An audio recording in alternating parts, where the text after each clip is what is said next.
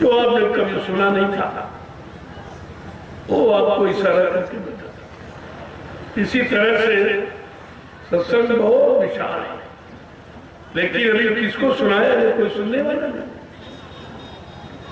न सुनने वाला, न लेने वाला, न समझने वाला, न करने वाला। ये किसको दे दिया जाए? इसलिए धीरे धीरे तुम्हारे में आदत डाली बचनों को सुनने की, मन को पकड़ने की। धीरे धीरे धीरे धीरे आदत डाला जाता। यही आदत एक दिन इबादत करा देगी, दिला देगी। लेकिन अगर आदत ही बंद कर दे तो फिर कुछ नहीं होगा, चाहे बुरे कर्म की हो चाहे अच्छे कर्म। आदत इंसान को मजबूर कर देती, ऐसे बुरे कर्म की आदत मजबूर करती है, ऐसे अच्छा काम शुरू कर दो बगैर उसके भी चैन आपको नहीं, क्योंकि ये शरीर है आदती। और आदत के बारे में जानना समझना ये बहुत जरूरी है कि हमें शरीर को, तन को, मन को, इंद्रियों को, चित्त को, बुद्धि को कैसे काम में लगाना और किन कामों से अलग रखना। अगर यही निर्णय ले ले तब भी आपका काम हो सकता। लेकिन अभी तक आपने यही निर्णय नहीं ले पाया कि इस मन को कहाँ लगाना है। लिखा तो है मन राखो जहाँ कृपा निधाना, मन को वहां रखो जहाँ दया के धाम निधान निधान सदगुरु दाता। उनको बना मन सौंप दो, उनको दे दे, वो अपना ठीक करेंगे। अगर तुम्हारे बस का नहीं है तो आप जो है उनको दे देते, उनका काम है ठीक करने का। लेकिन फिर ये मत पूछो कितना डर हुआ, कितना रह गया, कितना भी नहीं हुआ। एक महात्मा जी थे, उनके यहाँ लोग जाया करते थे, अपना चर्चा सुनाते थे। एक दिन पहुंचा तो सुनने के बाद कहता कि महाराज ये बताओ भगवान कितनी जल्दी मिलेंगे? अच्छा कल से आना। दूसरे दिन पहुंचा तो कल हर दिन नहीं ठीक है। तीसरे दिन पहुंचा बताइए। तब तक उनके यहाँ एक पुराना चिमटा पड़ा था, बहुत पुराना। इतनी जंग लगी थी उसमें कि उसका रंग ही नहीं दिखाई देता। तो कहा वो चिमटा उठा कर उसको साफ, जब ये साफ हो जाएगा बस उसी दिन उनको भगवान बन जाए। अब वो खूब जोर लगा रहा सफाई करने में। 1 महीने, 2 महीने, 3 महीने, 4 महीने, 6 महीने, साल निकल गए। कहा भगवान नहीं मिला, कल अभी साफे नहीं। अब वो इतनी ज्यादा जंग लगी थी, कई बरस निकल गए, लेकिन उसका ध्यान नहीं। देखो ध्यान लगाने का तरीका, उसका ध्यान लगा दिया कि इसी को साफ होगा और इसी से तुम्हारा काम, उसी में जुटा रहा। साफ करना, भगवान से मिलना, भगवान से मिलना, भगवान का दर्शन करना, भगवान मिलेगा, भगवान मिलेगा, इसी में जुटा पड़ा। और ये अंदर अंदर कह रहा। धीरे धीरे धीरे धीरे उसकी समझ में आता। समझ के अंतर में प्रेरणा देने वाले तो वही है, उसको प्रेरणा भाई जब तक ये साफ नहीं होगा तब तक भगवान मिलेगा नहीं। फिर एक दिन पूछ लिया, महाराज चिंता आपने क्यों पकड़ा? कहना तुम जड़ जीव थे, ये भी जड़ है, और जड़ जीव में ये कर्मों की जंग लगी। जब तक कर्मों की जंग नहीं छूटेगी तब तक ये जड़ जीव चेतन रूप में नहीं आएगा। उसी तरह तुमको हमने जड़ में लगाया, जड़ को साफ करो और धीरे धीरे तुम्हारा लगाव हो जाएगा। तुम्हारा मन एकाग्र हो जाएगा कि हमको चिमटा साफ करना है, बस इसी से भगवान मिलेगा और कहीं भगवान। देखो सब जगह से मन हटा दिया, एक एकाग्र बिल्कुल कर दिया, स्थिर प्रज्ञता स्थिर प्रज्ञ बना दिया, अब उसी में जुट गया। फिर उन धीरे धीरे जब कई वर्ष बीत गए, अब उसका मन स्थिर हो गया, तो अंदर कुछ ज्ञान होने लगा। उसने चिपटा तो रख दिया, कहा अब इसका कारण बताइए, ये चिमटे से हमारा क्या संबंध है? कल हाँ संबंध है और नहीं। कल क्या है? कल जैसे ये चिमटे की काई जंग लगी नहीं छूट रही तो भगवान नहीं मिल रहा, ऐसे अगर मन के में कर्मों की गंदगी लगी, जब तक ये नहीं छूटेगी तब तक भगवान का दर्शन नहीं। इस बात को बताने के लिए उन्होंने उसका पहले मन एकाग्र किया और जहां लगा तो वहीं लगाया, और वहीं से धीरे धीरे धीरे धीरे समय यानी इतना क्रॉस कर दिया कि बिल्कुल उसका मन एकाग्र, अब कहीं नहीं जा रहा, केवल उसी में जुटा है। जब साफ हो जाएगा तब भगवान मिल जाएगा, जब साफ हो जाएगा तब भगवान मिल जाएगा, यही रट लग गई।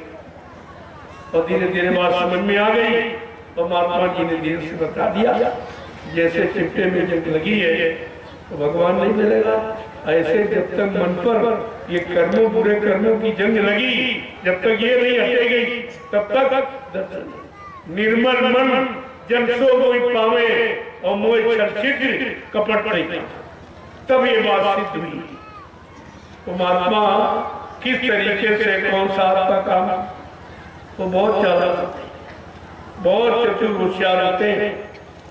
आपका काम किसी न किसी तरह से करा, वो केवल इंतजारी करते हैं कि तुम जल्दबाजी में हो और जल्दी काम शैतान का और धीरज का रहना। तो धीरे धीरे में ये भी पता चलेगा ये टिकने वाला कि भगने वाला। जल्दबाज रुक नहीं, ये जल्दबाजी समाये सब देखो भागे, कोई टिका गुरु दरबार।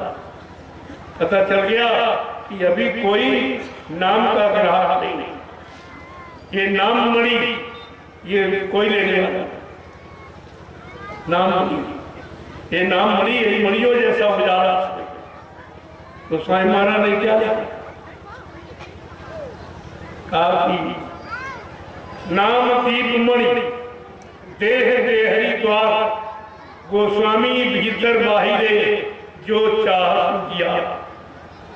जैसे चिराग को मकान की देहरी पर रख दो तो अंदर भी उजाला और बाहर भी उजाला, ऐसे ये मनुष्य मंदिर देह की देहरी ये जहाँ बेंदी लगाती महिलाएं चंदन पुरुष लगा, यहाँ पर अगर नाम रूपी चिराग रखना आ गया, नाम का स्मरण अगर यहाँ से तुमने प्रारंभ कर दिया स्मरण, तो देर नहीं लगेगी उजाले में। और उजाला हुआ नहीं, अंधेरा खत्म हुआ नहीं, उजाले में सब चीज इधर की भी उधर की सब दिखाई, तब ये फंसा भी दिखाई देगा और निकलेंगे और कहाँ जाएंगे वो भी दिखाई देगा। बस वहीं से आपने निर्णय ले लिया, अरे ये तो फंसने वाला सामान था, असली सामान तो उधर है। लेकिन जब दोनों का अनुभव होगा तो कितना इशारा उन्होंने किया, नाम दीप मणि देह देहरी द्वार और गोस्वामी भीतर बाहर जो। अगर अंदर बाहर प्रकाश माने सत्य ज्ञान अगर पाना चाहते हो तो यहाँ पर नाम जो नामदान मिला है उसका स्मरण जब यहाँ से होगा तब मन इधर उधर नहीं जाता।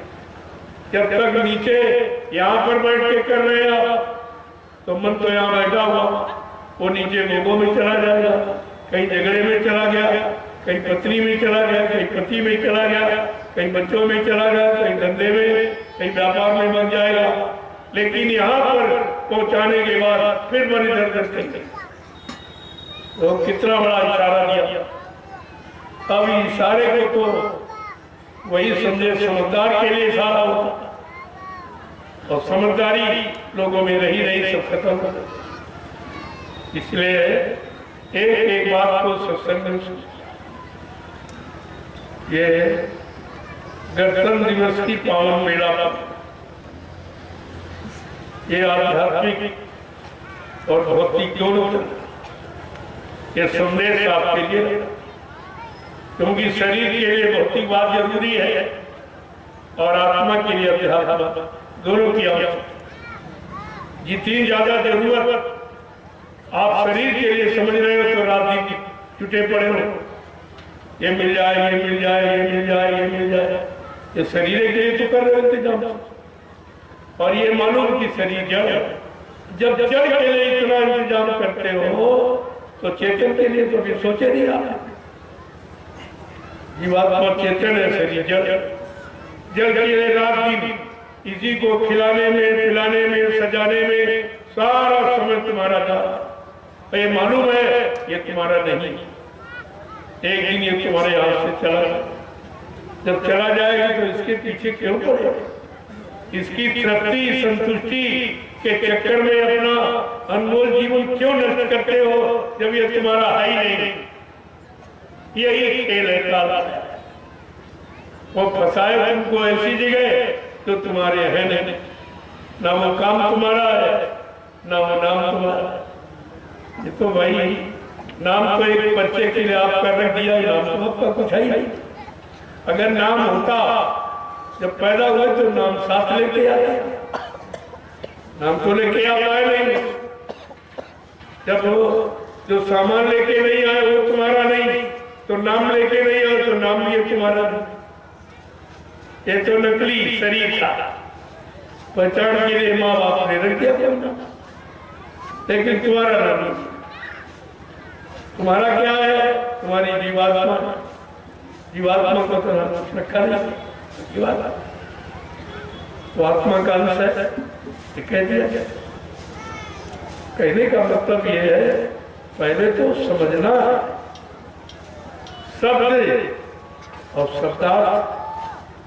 पहले शब्द समझो फिर शब्द का अर्थ समझो। इसका अर्थ क्या है? ये शब्द की रचना क्यों की गई है और शब्द की रचना पर ये सारी रचना टिकी, सारे ब्रह्मांडों की रचना शब्द पर टिकी थी। और कहते हैं कि और शब्द कभी समाप्त नहीं होता, इसलिए ये रचना कभी समाप्त नहीं होती। सब मर जाए शब्द नहीं मरता। कला सब कुछ यहाँ नष्ट हो सकता है, तन का, मन का, इंद्रियों का, चित्त का, बुद्धि का, ये सब मसाला खत्म हो सकता, लेकिन शब्द अजर है, क्योंकि शब्द आत्मा का आहार है। आत्मा अजर अमर अविनाशी है, तो उसका भोजन भी अजर अमर अविनाशी, वो भी कभी नहीं खत्म नहीं होता। तो ये सब बात के समझने का नाम ही तो सत्संग।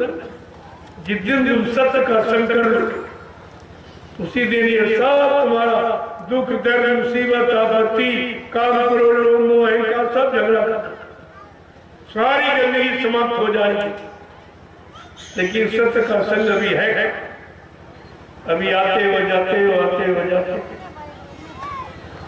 हमने सत्य का भी एक पल घड़ी भी सत्संग नहीं की। अगर इतना कर दो तो लाभ तो कितना बड़ा।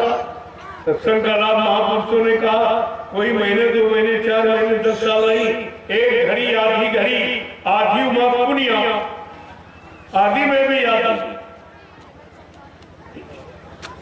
तो थाई में इतना बड़ा।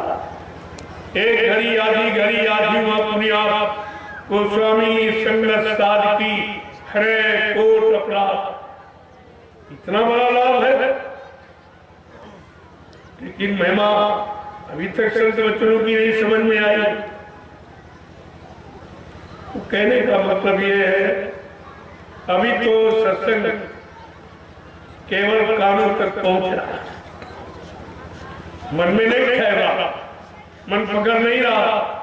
जिस दिन मन पकड़ने लगेगा उसी दिन तुम्हारे अंदर ऑटोमेटिक परिवर्तन, और जिन्हें पकड़ा उनका परिवर्तन हो, उनको बिल्कुल निराशा हो गई, उदासीनता, दास हो गए वो संसार से, संसार की वस्तुओं से उदासीनता, अरे नहीं तो बहुत दिन से प्रयोग कर रहे हैं, कुछ नहीं मिला, बहुत दिन से पैदा हो रहे हैं, हम इनके बाप बने, हमारे बाप बने, ये इनकी माँ बनी, इनके माँ, ये तो बड़ा सिलसिला पुराना। तो कहा रहे इसमें तो कुछ काम हुआ नहीं, ये जन्मते मरते और पैदा होते रहे मरते रहे, ये तो सिलसिला कभी बंद नहीं होगा, और जब तक ये बंद नहीं होगा तब तक ये बात उनका करना नहीं होगा। अब चलो ये सिलसिला बंद कैसे हो, ये युक्ति किसके पास, जरा उनके पास चलो। संत मिलन सब जग सुख नाई, सबसे बड़ा सुख क्या है, संतों का मिलन। अगर संत मिल जाए इससे बड़ा कोई सुख नहीं, लेकिन मिल जाए, देखना मिलना नहीं, सुनना मिलना नहीं, छूना मिलना नहीं, उनके अनुसार चलना, उनके वचनों में अपने आप को मिला देना, वचनों के अनुसार अपने आप को बना देना, अपना जीवन उसी में ढाल देना, उसको कहते हैं संत वचन सब सुख जगना, और नई दरिद्र सब दुख लगना, और दरिद्रता के सवाल कोई दुख नहीं, सब दरिद्र, सब में दरिद्रता माने गंदगी, और गंदगी भरी मन में, तन में, इंद्रियों में, भोगों में, इनमें उनमें, कहीं पर स्वच्छता निर्मलता पवित्रता तो किंचित मात्र है। फिर भी संत माता तुमसे विरोध नहीं रही कि भाई तुमको छुएंगे नहीं, तुमको देखेंगे नहीं, तुम्हें बताएंगे नहीं, तुम्हें सुनाएंगे नहीं। गंदा होता हुआ जीव वो कोई जीव से परे है, क्योंकि उनका संबंध जीवात्मा से वो गंदी है, वो नहीं देगा। तन मन गंदा हो, मन गंदा हो गया, इंद्रियों में फंस गया, इंद्रियां गंदी हो गई, भोगों में फंस, और शरीर गंदा नष्ट हो गया भोगों की गंदगी से। तो धीरे धीरे धीरे धीरे ये खराबी कैसे आई, क्योंकि जब जीव पैदा हुआ तो बिल्कुल ऐसा कुछ लेके नहीं आए, कुछ नहीं कि कोई गंदगी नहीं थी, न परिवार की, न समाज की, न मन की, न तन की, न इंद्रियों की, न भोगों की, किसी तरह की कोई गंदगी थी, एकदम पाक साफ निर्मल पवित्र था। उन्होंने धीरज से आपको जगाया और जगा के खड़ा किया। जब कोई जगाता तो आवाज देता, आवाज से आप देखते हो इसे, आवाज या इशारे से, लेकिन आवाज देके जगाया जाता, इसका मतलब है निश्चित की आवाज हमको जगाएगी। इधर अगर मन को आवाज जगाएगी तो जीवात्मा को भी आवाज जगाएगी। इसकी आवाज इधर बाहर से आ रही और उसको जगाने वाली आवाज ऊपर से आ रही। ये बाहर में आती कानों में और अंदर वाले कान में जाता, जो जीवात्मा में अंदर कान लगा है, ऊपर आवाज वाली आवाज वो जीवात्मा के कान में जाती, तो वो उसका प्रकाश जीवात्मा के अंदर वाली आंख पर, तो जब आंख खुल जाती तो साबित जैसे इधर आप आंखों से देखते हो ऐसे खुले, ऐसे उधर देखते, लेकिन मतलब खुल के है साउंड और लाइट, आवाज और प्रकाश, दो चीज। जैसे संसार में आप अपने मकान में, जिस कमरे में आप रहते हो, दिन की अपेक्षा रात में आपको डर लगता है, कमरा वही, दिन में नहीं डर रहा, तो क्या कारण है कि दिन में प्रकाश है सूर्य का और बोलने वाले लोग हैं, यानी आवाज और लाइट प्रकाश, दो चीजें निकली। जैसे घर वाले मकान में अगर प्रकाश दिन है और लोग बोल रहे हैं, आवाज आ रही, तो आपको भय नहीं लगेगा, अकेले आप बने रहो। और रात में उसी कमरे में लाइट चली जाए, बोलने वाले सो जाए, अकेले में आपको भय लगेगा। तो डर कहाँ है, भय कहाँ है, जहाँ लाइट और साउंड नहीं। अगर लाइट साउंड है तो डर है, बिल्कुल जैसा इधर ऐसा होता था, कोई अंतर नहीं। अब बाहर में तो आपने लाइट का इंतजाम कर लिया और बोलने वालों को इकट्ठा कर लिया, परिवार बना लिया, बाल बच्चे आप में रहने कोई दिक्कत नहीं। इसी तरह